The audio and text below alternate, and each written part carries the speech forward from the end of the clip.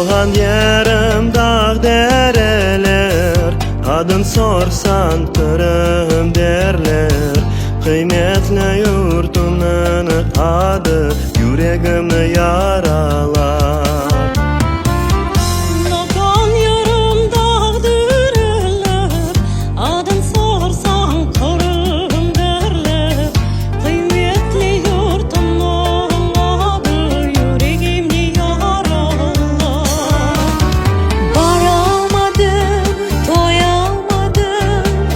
Yüksek yayla düzlüğüne, hoş bülbüller sesine. Men isterim yurtumda kalsın dostlarımdan eline. Men isterim yurtumda kalsın halkımızın özüne.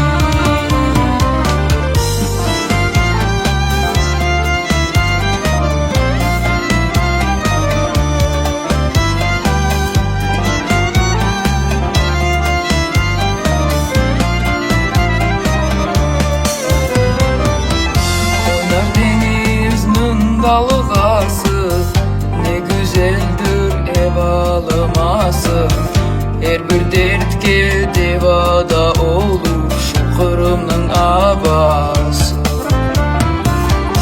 Oynar denizin dalgası, ne güzeldir alması. Her bir dertte devada olur şu Kırım'ın havası.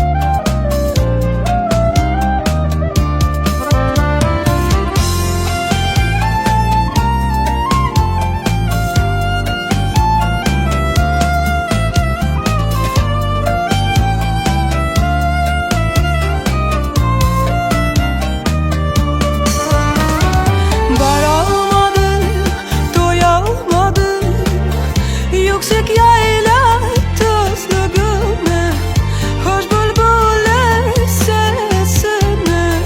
Men isterim yurdumda kalsın dostlarımın eline.